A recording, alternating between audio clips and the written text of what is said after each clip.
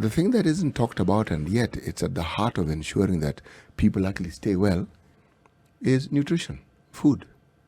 Things that people can eat, basic things that anyone can do. We've been told about hand washing and sanitizing for the longest time, but we don't harp as much as we should about what people should eat. Because if you wash your hands every single day but you don't eat, you really won't be that healthy. So in addition to just washing your hands, you need to know what it is that you can eat, you can afford to eat, you are able to actually eat in a manner that guarantees that you will be helping your body build up whatever resources it requires to battle not just COVID, but any other disease that may come your way. Now, there are people who have claimed that by simply ensuring you eat well, this is called a balanced diet, you rehydrate well, you use what's readily available well, there is no reason why you should not stay healthy. And there's no reason why, in staying healthy, you also build the protection in your body. You also ensure that your body is able to fight whatever. So,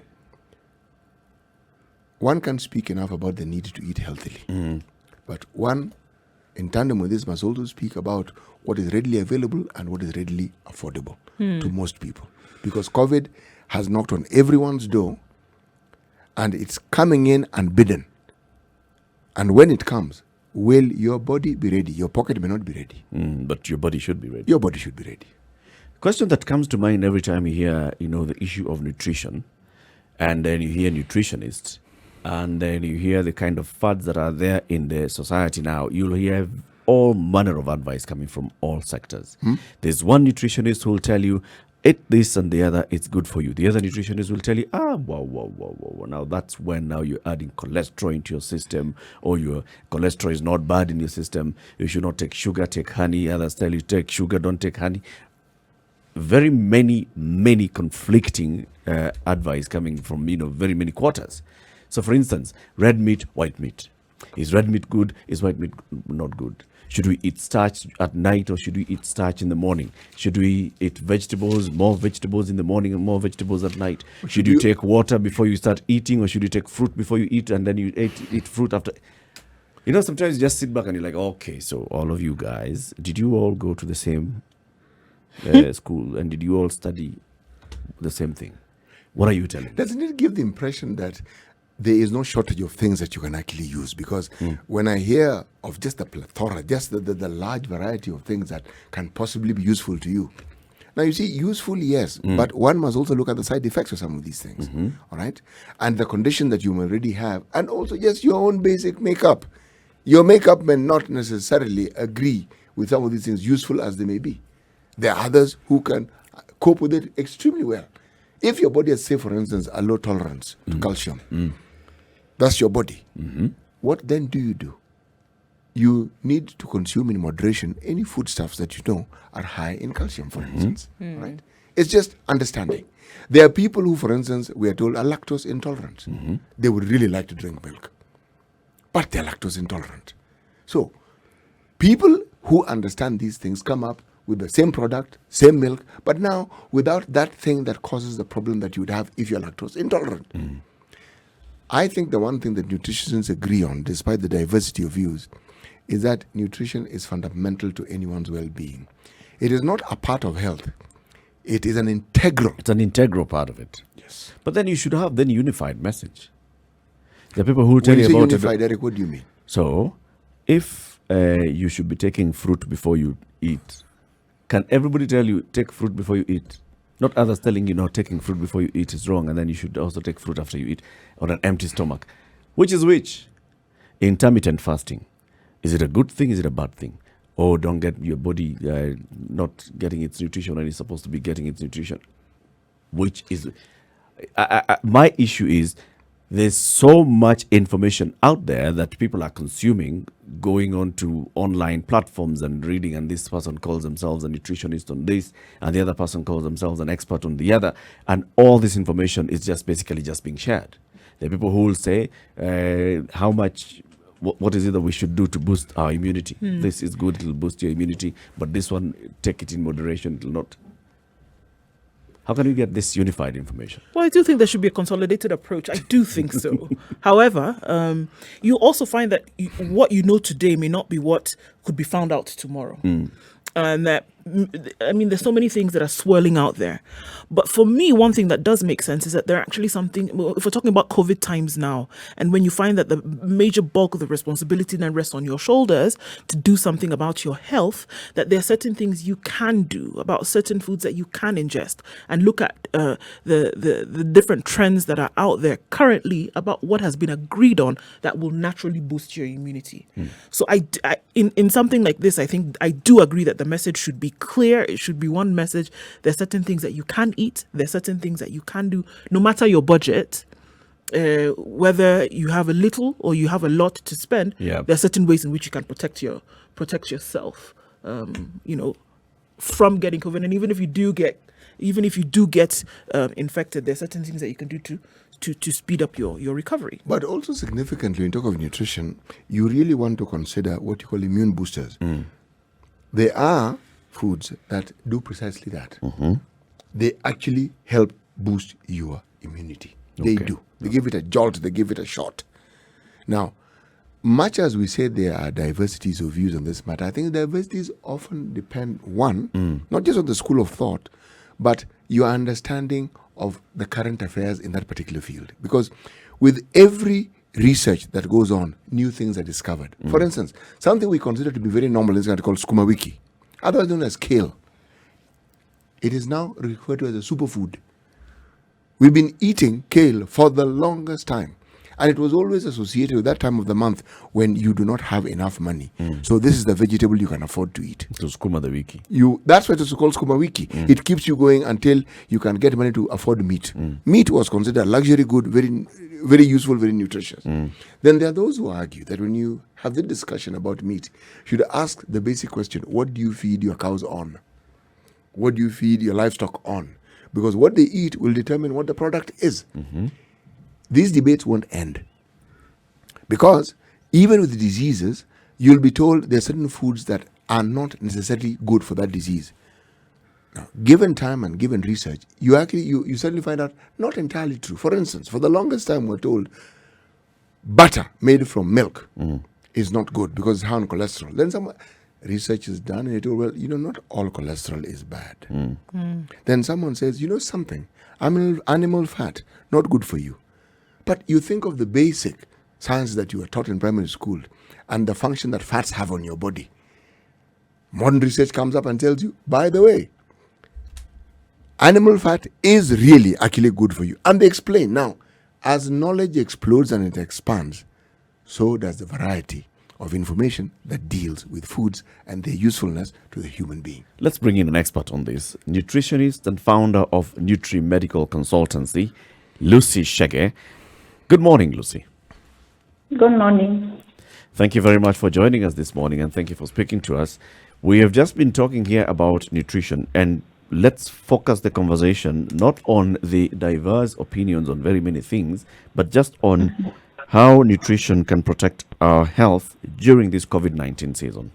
This is about, how we can stay healthy and strong to be able to deal with or even fight COVID-19. What is the basic that we need to know? Thank you for having me. I think the basic is eating right is the great start. Watching what is in your plate. That's a good start for healthy eating and boosting your immune system. And what does that mean? Watching what is in my plate. What is plate? I mean, like the portioning of your food. Like, how is the half of your plate? What is occupied in half of your plate? Then the protein and also the carbohydrates. But in immune boosting, we are focusing on one category of food, that is the protective food. Okay, so that's the question that everybody's asking now, Lucy. And what are these protective foods? Because essentially we've been told that, the responsibility of keeping yourself safe is on you. So apart from washing our hands and doing all these other activities, obviously what we ingest now is extremely important. So what are these protective foods? Let me just tell us some of them. And I know that probably people will now start running to the shelves or running to the market, but I think it's important to know what they are. We are focusing on majorly on foods that contain vitamin C, vitamin A, vitamin E, and vitamin D. Vitamin C, you'll get it from a range of citrus fruits. These are the oranges, the lime, the tangerines, all that. And it's good to keep in mind that vitamin C, we do not process it or store it in our body. So it's something you need on a daily basis. So you can get the vitamin C from all those citrus fruits. Then we have something like the vitamin E. You can get it from a variety of nuts and seeds like the safflower seeds, things like almonds. They'll give you the vitamin E that it has the antioxidants. When I'm talking about antioxidants, I mean foods that have these properties that scavenge on the free radicals that destroys our cells, putting us at risk of developing some certain diseases. Let me ask this question. Yes. When you talk about fruits, nuts, vegetables, from your understanding, what are these fruits, nuts, vegetables that would be readily available to someone in a rural area? These vegetables are very, very available. We have the traditional ones, those like the morinda, all those. We have the kale, we have the broccoli, we have a cauliflower. The idea is to be diverse and choose from a variety of vegetables and fruits. Don't just focus on one type of vegetable. Okay. Now, part 2 of my question, that was part 1. My questions tend to have part 1 and 2, sometimes even have 3. If someone talks about traditional foods, what I want you to name them. What are these traditional foods that are actually known by that or are labeled as such, and tell us how useful these traditional foods are? The traditional foods, apart from the vegetables, we have things like sweet potatoes. We have things like ndoma, the cassava, all those. I mean, those are like the carbohydrates, and they are the complex carbohydrates that we are advised to consume because they are high in fiber. One, they will control your weight gain because of the high satiety value that they have, and also they will check your blood sugar, will keep your blood sugars controlled. So the complex carbohydrates are the ones that we are advised to consume. Okay. Third question. Yeah. When you look at nutrition and you are looking at COVID-19, if you are to balance the two, how would you balance a good nutrition from your point of view as a nutritionist and that of seeking medical help? Which one would you consider is more important? First, checking my nutrition. Can you expand on that, please? By checking my nutrition is checking what am I consuming. Am I consuming protective foods, or am I consuming something that's making me more prone to infection and diseases? So I'll go for maybe more vegetables, more fruits, and less of foods that predispose someone to diseases. Something like the red meat. Yes, the red meat is good, but how am I taking it? Like you have to be moderate in how you take things like the red meat and such, the animal source protein.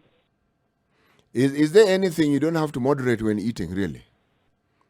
No, everything is in moderation apart from the vegetables, but you need to moderate on your carbohydrates, and you need to moderate on your protein intake. So why are vegetables exempt from moderation? In vegetables, majorly we get them the vitamins and the minerals. And you can never have enough of these vitamins and minerals in your body. Go on, please. Sorry? Please go on. Things like carbohydrates, you need to take them in moderation because you are watching your weight, and also you are checking on your blood glucose. But for vitamins and minerals in fruits and vegetables, you can take them generously as much as possible. Okay, so children are going back to school, right? We're still looking at COVID times and how we are trying to boost immunity, as important as that is. Especially children are going back to school, children have gone back to school, mixing in society, etc. What would you say would be your top 5 things that children should be consuming now, regardless of where they are? Whether you're in the urban area, rural areas, what should they add or increase or make sure that they continue taking? I would advise that majorly for those in rural areas, they usually carry the food from home.